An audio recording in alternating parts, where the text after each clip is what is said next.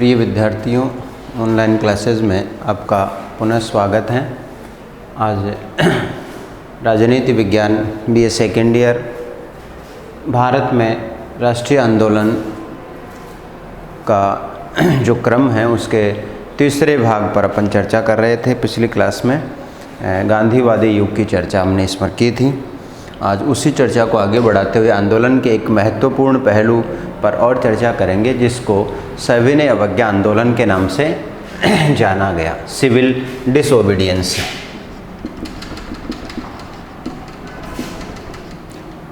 Civil disobedience movement के नाम से इसको जाना गया।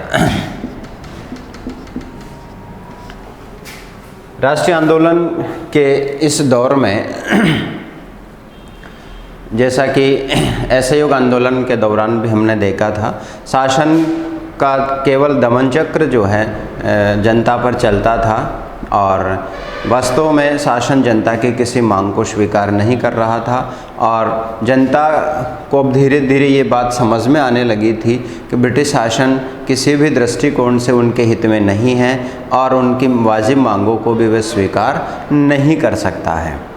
और ये बात चलते चलते, जैसा कि चोरा चोरी कांड की घटना के बाद सविनय अवज्ञा आंदोलन बंद कर दिया गया था, वापस ले लिया गया था, तो कुछ समय तो अस्थिरता की स्थितियां जो हैं यहाँ आंदोलन में मौजूद रहती है, लेकिन उसके बाद पुनः धीरे धीरे गतिविधियाँ जो हैं जोर पकड़ने लगती है। उसमें कई सारी घटनाएं और सामने आ जाती हैं, जैसे आपका साइमन कमीशन का गठन होना, साइमन आयोग का गठन होना और उसका भारत आना, भारत में उसका विरोध होना, लाला लाजपत राय की मृत्यु होना, लाला लाजपत राय की मृत्यु होना, नेहरू प्रतिवेदन या स्वराज आंदोलन, कई सारी महत्वपूर्ण घटनाएं यहाँ पर घटती हैं। साथ ही साथ क्रांतिकारी वर्ग द्वारा जो राष्ट्रीय आंदोलन में घटनाएं घटी वो बड़ी महत्वपूर्ण यहाँ पर हैं। काकोरी कांड है, लाहौर षड्यंत्र केस है, इनमें आतंकवादियों जो क्रांतिकारी थे राष्ट्रीय आंदोलन के, उनको भी सरकार ने निर्ममता से दबाया था। और भी कई सारी घटनाएं राष्ट्रीय पटल पर घट रही थी। इन सभी घटनाओं के परिप्रेक्ष्य में जो है इस आंदोलन की शुरुआत होती है। और इस आंदोलन के लिए महत्वपूर्ण जो उत्तरदायी परिस्थितियां हैं उनके एक एक करके हम यहाँ पर उनका जिक्र करेंगे। सबसे महत्वपूर्ण परिस्थिति यहाँ पर निर्मित हुई 1929 में ब्रिटेन में लेबर पार्टी की, मजदूर दल की सरकार पर। लेबर पार्टी की सरकार यहाँ पर बनती हैं और जैसा कि ये भारत के प्रति शुरू से ही उदारवादी विचार इस दल के माने गए थे और ऐसा प्रदर्शन भी उन्होंने किया था। और ये भारत की आज़ादी में इस दल का महत्वपूर्ण और सबसे बड़ा योगदान और सबसे बड़ा विश्वास भी भारतीय नेताओं का इस दल में था। और अंततः ये बात साबित भी हुई 1945 में, जब मजदूर दल की पुनः सरकार बनी महायुद्ध के बाद आसपास, और उसके प्रधानमंत्री मिस्टर एटली बने, तो उन्हीं के कार्यकाल के दौरान भारत को आज़ादी देने की बात जो है सिद्धांततः इस दल की सरकार के द्वारा ही स्वीकार की गई थी। तो भारतीय आज़ादी के इतिहास में इस दल का महत्वपूर्ण स्थान है। लेकिन उससे पूर्व जब 1929 में प्रथम महायुद्ध के बाद इस दल की सरकार बनती है, तो इस दल की सरकार से भारतीय नेताओं को बड़ी उम्मीद थी कि वह भारत को औपनिवेशिक स्वराज्य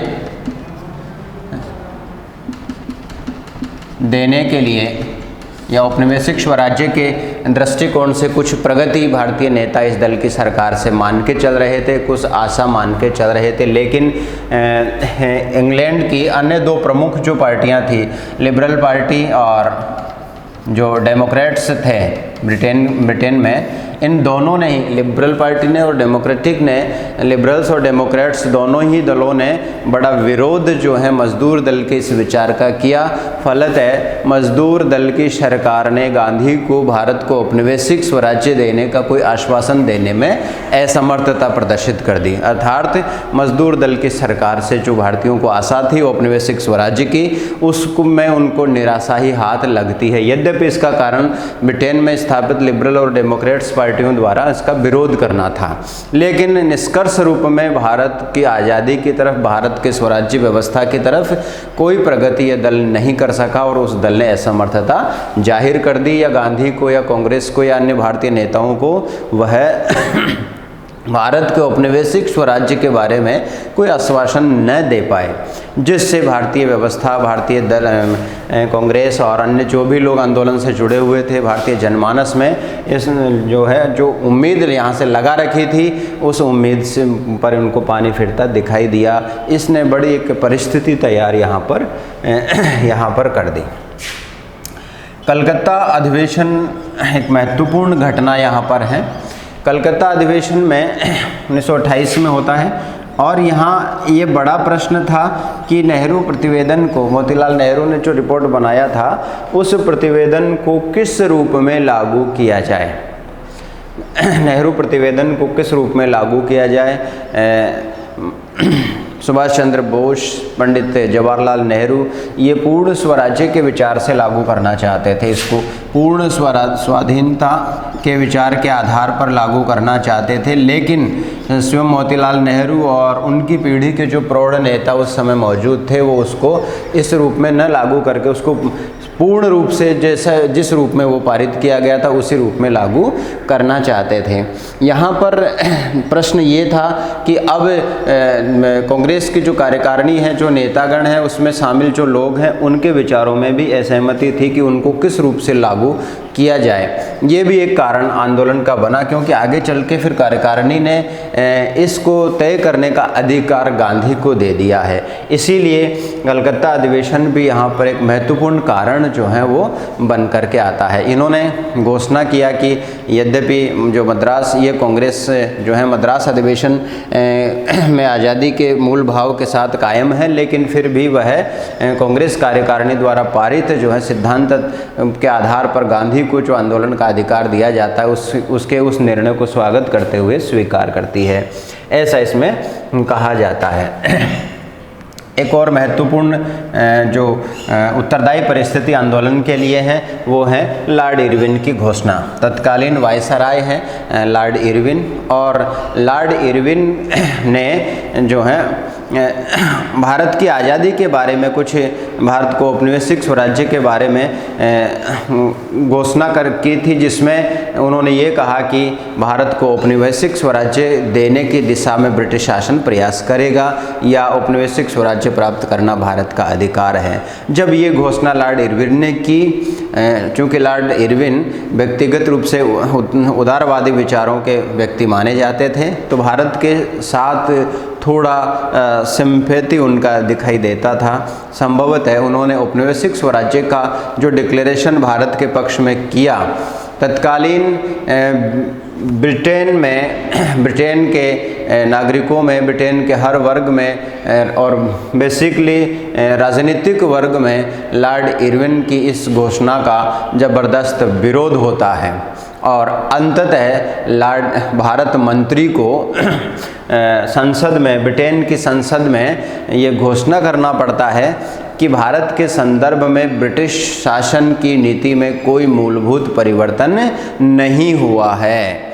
अर्थात जो लॉर्ड इरविन ने कहा उसका महत्व नहीं है, ऐसा अर्थ उनके इन वाक्यों का लिया गया। तब जाकर के ब्रिटेन में इस घोषणा के विरोध में जो विद्रोह हुआ, जो विरोध हुआ, वह शांत हुआ, और भारतीयों की जो इस घोषणा से उम्मीदें जुड़ी हुई थी, भारतीयों की जो उम्मीदें इस घोषणा के साथ जुड़ी हुई थी, उन उम्मीदों पर पानी फिर गया।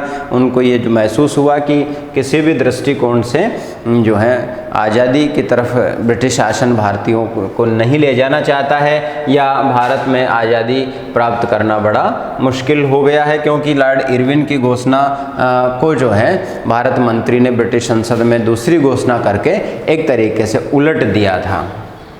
इसके बाद जो है लाहौर अधिवेशन एक महत्वपूर्ण कड़ी और यहाँ पर रह जाता है। लाहौर अधिवेशन, लाहौर, इस वातावरण के प्रसंग में लाहौर अधिवेशन कांग्रेस का महत्वपूर्ण अधिवेशन माना जाता है और इस अधिवेशन में पूर्ण स्वाधीनता का प्रस्ताव जो है पारित कर दिया जाता है। पूर्ण स्वाधीनता का प्रस्ताव पारित कर दिया जाता है और उसी पूर्ण स्वाधीनता के प्रस्ताव के आधार पर आपका 26 जनवरी को हम उसी रूप में मनाते हैं। लाहौर में रावी नदी के तट पर जो है ये प्रस्ताव पारित किया गया नेहरू की अध्यक्षता में, और पूर्ण स्वतंत्रता का प्रस्ताव पारित करके उस पर अमल करने का अधिकार गांधी को दे दिया। आंदोलन किस प्रकार से चलाया जाए ये अधिकार कांग्रेस कार्यकारिणी ने गांधी को सुपुर्द कर दिया। अब जो नेक्स्ट बात आती है वो ये आती है लाहौर अधिवेशन के बाद में कि गांधी को आंदोलन का संपूर्ण अधिकार तो मिल गया, लेकिन गांधी चूँकि अपने विचार और कार्यप्रणाली के आधार पर सीधे आंदोलन में प्रवेश नहीं करना चाह रहे हैं या उनके विचार से समझौते के प्रयास अंतिम समय तक भी होने चाहिए, इसी विचार के आधार पर उन्होंने सरकार के साथ कुछ शर्तें रखी। लॉर्ड वायसराय को पत्र इन्होंने लिखा और उसमें कुछ शर्तों का जिक्र किया। अगर सरकार उनकी इन बातों को, इन शर्तों को मान लेती है तो कांग्रेस किसी प्रकार का सरकार विरोधी आंदोलन यहाँ पर नहीं चलाएगी। ऐसा कहते हुए, ऐसा इंगित करते हुए गांधी ने वायसराय को पत्र लिखा। महत्वपूर्ण जो उसमें बातें थी शर्तों के साथ में वो पूर्ण नशाबंदी की बात शामिल की गई थी।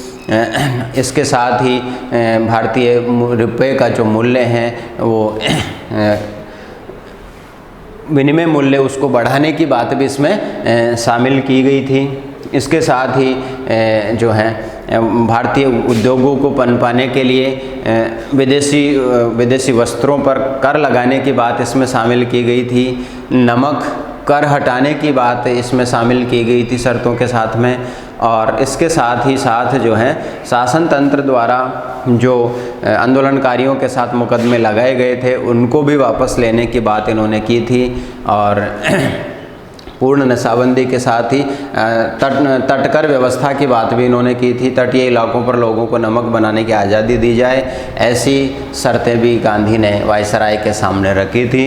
लेकिन गांधी की इन शर्तों को वायसराय ने स्वीकार नहीं किया और अंततः अब गांधी के पास आंदोलन करने के अलावा और कोई चारा नहीं बचता है। लिहाजा इन्होंने इस सविनय अवज्ञा आंदोलन की घोषणा की और कांग्रेस कार्यकारिणी द्वारा अधिकृत होने के बाद ये घोषणा बड़ा महत्व रखती है। और इस घोषणा के तहत गांधी ने अपना आंदोलन प्रारंभ किया। 12 मार्च सन 1930 को विधिवत आंदोलन की घोषणा कर दी जाती है। और आंदोलन की घोषणा के साथ ही गांधी जो हैं वो एक पैदल यात्रा प्रारंभ करते हैं जिसको दांडी यात्रा के नाम से कहा गया। इतिहास में इस आंदोलन के साथ दांडी यात्रा के नाम से कहा गया। साबरमती आश्रम से प्रारंभ होकर के गांधी जो है समुद्र तट तक पहुंचते हैं अपने 78 चुने हुए अनुयायियों के साथ में और करीब 240 मील की दूरी तय करते हैं। 5 अप्रैल को समुद्र तट पर पहुंचते हैं। 5 अप्रैल 1930 को समुद्र तट पर पहुंचते हैं। 6 अप्रैल को नमक बनाकर, नमक हाथ में लेकर के सांकेतिक रूप से नमक कानून का उल्लंघन करके सांकेतिक रूप से सरकार के साथ में सविनय अवज्ञा आंदोलन का प्रारंभ गांधी के द्वारा किया गया और इस संपूर्ण यात्रा को दांडी यात्रा के नाम से कहा गया। हजारों लोग इस यात्रा के दौरान गांधी से मिले। सरदार पटेल गांधी के लिए आंदोलन की परिस्थितियां तैयार करते हुए आगे आगे चल रहे थे। सरदार पटेल गांधी के यात्रा पथ के उन सभी गांवों से पहले गुजर रहे थे, लोगों को आंदोलन का महत्व समझा रहे थे और आंदोलन का सहयोग करने की प्रेरणा लोगों को दे रहे थे।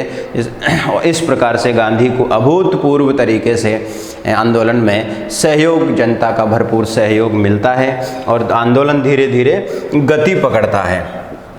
इतनी गति पकड़ता है जितनी सरकार को भी अंदाज़ा नहीं था।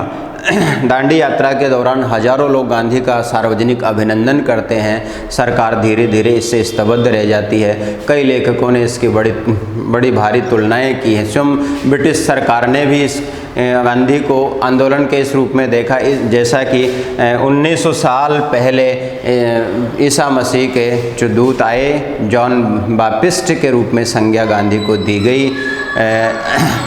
सुभाष चंद्र बोस ने जो है इसकी नेपोलियन के पेरिस मार्च से इसकी जो है तुलना की, मुसोलिनी के रोम मार्च से इसकी तुलना की और भी बहुत सारी तुलना गांधी के इस आंदोलन की गई। इसको अभूतपूर्व सफलता मिलती है। अभूतपूर्व सफलता के साथ गांधी जो है नमक कानून का उल्लंघन करते हैं और जनता, पूरे देश में आंदोलन पूरे चरम पर पहुंच जाता है। अब जैसा कि पहले भी होता आया है, इसका जो अगला चरण है वो सरकारी दमन चक्र प्रारंभ हो जाता है। सरकार का दमन चक्र प्रारंभ हो जाता है।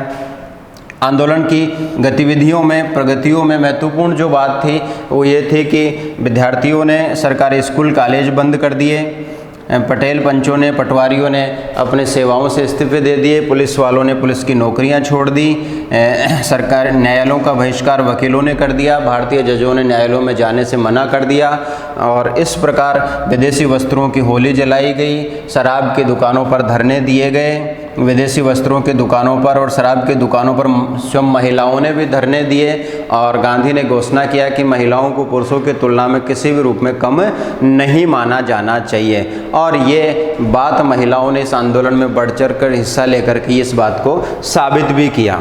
तो इस प्रकार आंदोलन पूरे देश में फैल रहा है। सरकारी दमन चक्र उसका अगला कदम है, शुरू होता है। सरकार ने प्रारंभ में तो इस आंदोलन को बड़े हल्के में लिया और एक कर्तव्य विमूढ़ता के भाव से, उपहास के दृष्टिकोण से इस आंदोलन को इन्होंने देखा। लेकिन धीरे धीरे जब आंदोलन चरम पर पहुंचने लगा और उसका बड़ा विशाल प्रभाव जो है जन समुदाय पर पड़ने लगा तो सरकार को बड़ा आश्चर्य हुआ। सरकारी दमन चक्र चला और करीब 90,000 जो सत्याग्रही थे उनको बंदी बना लिया गया। आंदोलन को अपने चरम की तरफ बढ़ता देख गांधी को गिरफ्तार कर लिया गया। गांधी जी की भी गिरफ्तारी यहाँ पर हो जाती है और भी मुख्य नेता जैसे तेज बहादुर सप्रू हैं और भी बहुत सारे नेताओं को गिरफ्तार कर लिया जाता है। सरकारी दमन चक्र बड़ा तेज़ी से चलता है और जो विरोध कर रहे हैं उनके ऊपर मुकदमे दर्ज किए जा रहे हैं और पुलिस की बर्बरता जैसा कि पहले से होता आया है इस समय भी आंदोलनकारियों पर जारी है। इस प्रकार आंदोलन अपने चरम की तरफ बढ़ रहा है। इसी दौरान सरकार आंदोलन की वास्तविकता समझ जाती है, उसके प्रभाव को भी समझ जाती है और वह कांग्रेस और आंदोलनकारियों के साथ समझौते का प्रयास करती है। इसी कड़ी में एक ब्रिटिश पत्रकार जेल में गांधी से मिलते हैं, गांधी के सहयोगियों से मिलते हैं, समझौते की बात करते हैं, लेकिन वास्तव में जो है किसी प्रकार की कोई बात यहाँ पर नहीं बनती है और ये पत्रकार की वार्ता जो है असफल हो जाती है। उसके कुछ समय बाद सरकार वस्तु स्थिति को समझते हुए गांधी और उनके सहयोगियों को रिहा कर देती है। गांधी और उसके सहयोगियों को रिहा करने के बात को समझौते के प्रयास के रूप में सरकार के प्रमुख कदम के रूप में कांग्रेस स्वीकार करती हैं और उसके बाद अंततः गांधी और लॉर्ड इरविन के बीच में समझौता होता है, जिसे इतिहास में गांधी इरविन समझौते के नाम से जाना गया। 1931 में ये बात सामने आती है समझौते की और उस समझौते के लिए गांधी इरविन के साथ बहुत बड़ा जो है एक पत्र साझा करते हैं शर्तों के साथ में। इससे पूर्व जो है गांधी की जो स्थिति है आंदोलन में वो बड़ी महत्वपूर्ण रूप से स्पष्ट होकर के सामने आती हैं और इस समझौते में कहा गया कि जब 1930 में गोलमेज सम्मेलन आयोजित किया जाएगा तो उसमें भारतीय नेताओं की गांधी की बात सुनी जाएगी, लेकिन यहाँ उस समय गांधी के गिरफ्तार होने के कारण कांग्रेस का कोई प्रतिनिधि भाग इस आंदोलन में नहीं लेता है। फलतः ब्रिटिश भारतीय प्रांत, देसी रियासतें और इंग्लैंड के राजनीतिक दलों के सदस्य ही इस गोलमेज सम्मेलन का हिस्सा बनते हैं। वो बिना किसी नतीजे के समापन की तरफ चला जाता है। फिर दूसरे गोलमेज सम्मेलन के बाद के लिए गांधी इरविन समझौते की महत्वपूर्ण शर्तें सामने आती है, जिसमें गांधी ने महत्वपूर्ण घोषणा किया कि पूर्ण रूप से शराबबंदी को सरकार लागू करें, नमक कानून को हटाया जाए, नमक पर सरकार के एकाधिकार को समाप्त किया जाए, तटीय इलाकों में रहने वाले लोगों को नमक बनाने का अधिकार हो और उसका उपयोग करने का निःशुल्क अधिकार हो, जो समुद्र तटों या ऐसी जगहों पर निवास करते हैं जहां पर नमक बनाया जाता है। इसके साथ ही सरकार विदेशी वस्त्रों पर आयात शुल्क को बढ़ाए, जिससे भारतीय हथकरघा उद्योग, भारतीय बुनकर उद्योग को सहायता मिले। इसके साथ ही रुपए के विनिमय मूल्य में भी सरकार बदलाव करें। इसके साथ ही सरकार राजनीतिक बंदियों को रिहा करें। इसके साथ ही सरकार जो मुकदमे दर्ज किए गए हैं आंदोलनकारियों पर, उन मुकदमों को वापस लें। इसके अलावा जो शर्तें रखी गई वो ये थी कि जिन सरकारी कर्मचारियों ने आंदोलन के दौरान त्यागपत्र दे दिए थे, उन कर्मचारियों को जो है शिथिलता सरकारी नियमों में, सर्विस नियमों में शिथिलता प्रदान करते हुए पुनः उनके पदों पर नियोजित किया जाए। और जो है आयात निर्यात की व्यवस्था को इस प्रकार से बनाने का प्रयास सरकार करे जिससे भारतीय उद्योगों की प्रगति हो और भारत केवल कच्चा माल का उत्पादन स्थान बन करके नहीं रह जाए, स्वयं भी उत्पादन करने लगे, तैयार माल भी भारत से बाहर जाने लगे। इस प्रकार के समझौते गांधी और इरविन के बीच में हुए। कुछ बातों को स्वीकार किया गया, कुछ बातें गोलमेज सम्मेलन के लिए छोड़ दी गई। गोलमेज सम्मेलन जब लंदन में आयोजित किए गए तो ऐसी स्थिति में गोलमेज सम्मेलन जब लंदन में आयोजित किए गए, प्रथम गोलमेज सम्मेलन बेनतीजा समापन हुआ। दूसरे सम्मेलन में गांधी ने कांग्रेस के प्रतिनिधि की हैसियत से भाग लिया, लेकिन कोई विशेष सफलता जो है वो आंदोलन के बारे में, प्रगति के बारे में गांधी को नहीं यहाँ पर मिलती हैं। और इस प्रकार धीरे धीरे ये आंदोलन नेपथ्य में पुनः चला जाता है और गांधी का प्रभाव यद्यपि इस आंदोलन के माध्यम से पुनः भारतीय आंदोलन में बढ़ जाता है और एक नव जागृति जो है भारतीय जनमानस में आ जाती है, जो असहयोग आंदोलन के बाद एक तरीके से शिथिलता की स्थिति में चला गया था। इस बीच में कुछ क्रांतिकारी गतिविधियां भी होती हैं और कुछ नवयुवकों ने क्रांतिकारी गतिविधियों को अंजाम देते हुए ब्रिटिश शासन को भी बहुत परेशान किया है और बहुत सारे जो उन्होंने अपराध किए थे ब्रिटिश शासन ने भारतीयों के प्रति, उनका बदला भी लेने का प्रयास यहाँ पर आंदोलनकारियों ने किया था। इस प्रकार से विनय अवज्ञा आंदोलन पुनः धीरे धीरे नेपथ्य में चला जाता है। Next video.